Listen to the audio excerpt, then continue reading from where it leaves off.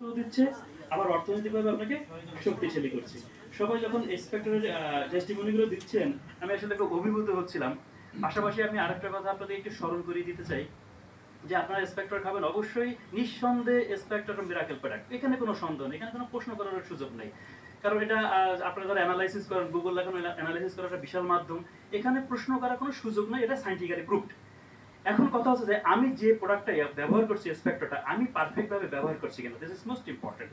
অনেকে দেখবেন যে 3 মাস প্রোডাক্ট ব্যবহার করছে, 6 মাস প্রোডাক্ট ব্যবহার করছে, রেজাল্ট আসছে না। আপনি অনেকে শুনবেন এই কথাটা। আবার অনেকে মাত্র 3 দিন ব্যবহার করেছেন, রেজাল্ট আসছে।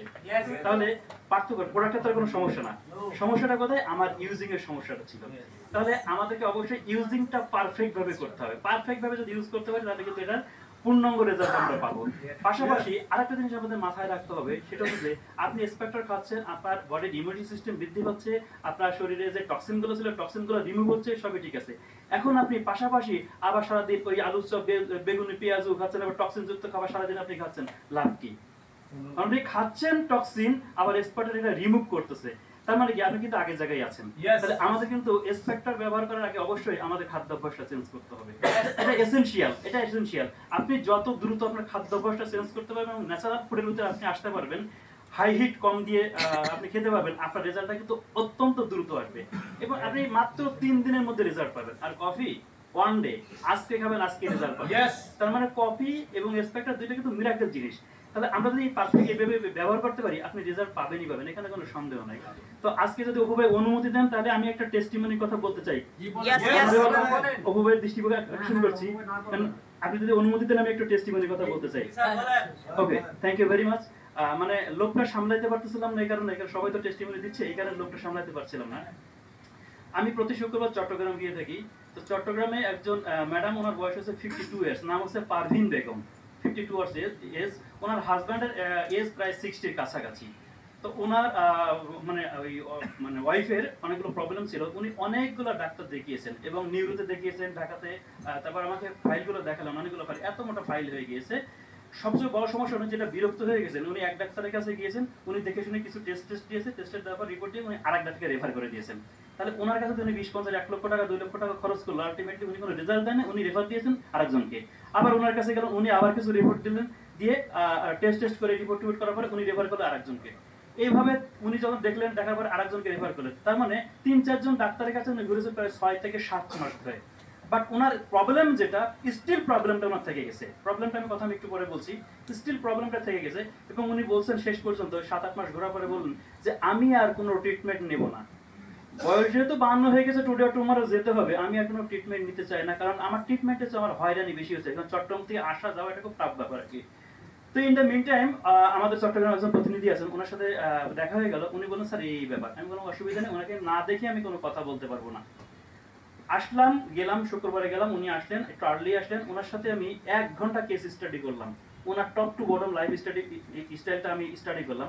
করার পরে দেখলাম যে উনি যখন আসছেন, ওনার মুখটা তো ঘামানোই এবং মুখে মলিনতা ভাব আছে, এবং ওনার ভিতরে একটা আত্মবিশ্বাস গ্রো করা শুরু করছে যে উনি যে কোনো মুহূর্তে, উইদিন শর্ট টাইমের মধ্যে উনি মারা যাবেন।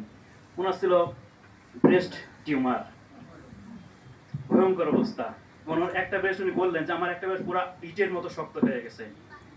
আমি 1 ঘন্টা টেস্টিমনি করার পরে বললাম, কথা বলার পরে আমি বললাম যে আপনার কিছুই হয় নাই, আপনি উইদিন শর্ট টাইম ভালো হয়ে যাবেন, উইদিন শর্ট টাইম। যখন এই শব্দটা আমি ব্যবহার করেছি 1 ঘন্টা পরে, উনি তখন একটু ঘুরে বসছে, যখন বলছে কিছু হয় নাই। এটা ছিল ওনার আত্মবিশ্বাসটা দরকার ছিল।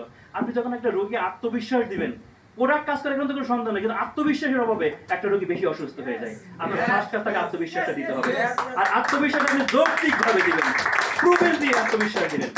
দেওয়ার পরে আমি প্রথমে বললাম যে আপনি আপনার প্রথমত, আমি যে স্টাইলটা দিব, যে খাবার স্টাইলটা দেবো, যে প্রোডাক্টটা দেবো, আপনি 100% মানতে পারবেন কিনা। যদি মানতে পারেন আপনি প্রোডাক্ট ব্যবহার করেন, যদি মানতে পারেন না পারেন প্রোডাক্ট ব্যবহার করার দরকার নেই।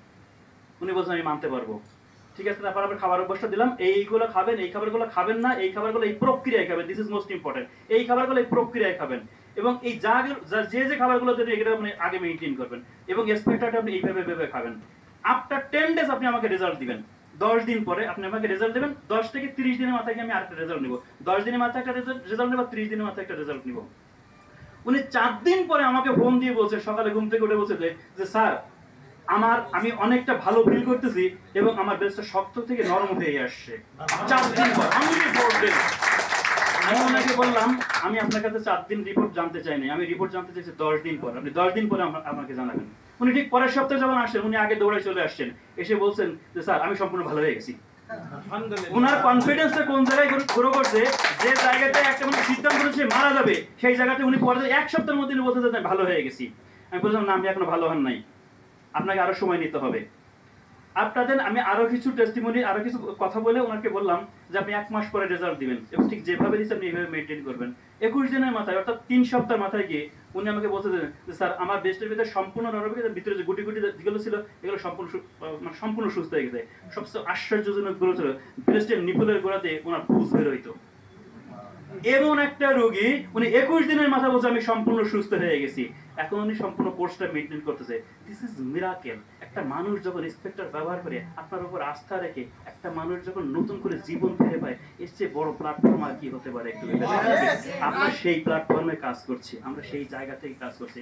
আপনি আপনার জায়গা থেকে শুধু কনফিডেন্সটা দেন আর প্রোডাক্টটা ইউজ করেন, নিঃসন্দেহে রেজাল্ট আসবে, রেজাল্ট আসতেই হবে ইনশাল্লাহ। আমরা প্রোডাক্টের উপরে আগামী দিন আরো বেশি নলেজ দিব, গুগলের মাধ্যমে অনেক কিছু নলেজ নিব। একটা মিরাকেল প্রোডাক্ট বাংলাদেশের জন্য এসেছে, এটা আসলে আমরা অত্যন্ত লাকি যে বাংলাদেশের মানুষ এটা পাচ্ছে এবং বাংলাদেশের মানুষ এটা ব্যবহার করে সুস্থ হতে পারছে। ইনশাল্লাহ আরো টেস্টিমনি আসবে সামনে থেকে, যেহেতু আমি প্রোডাক্ট নিয়ে কাজ করছি, আমরা সবাই প্রোডাক্ট নিয়ে কাজ করছি, অসংখ্য টেস্টিমনি, অসংখ্য রেজাল্ট আসবে।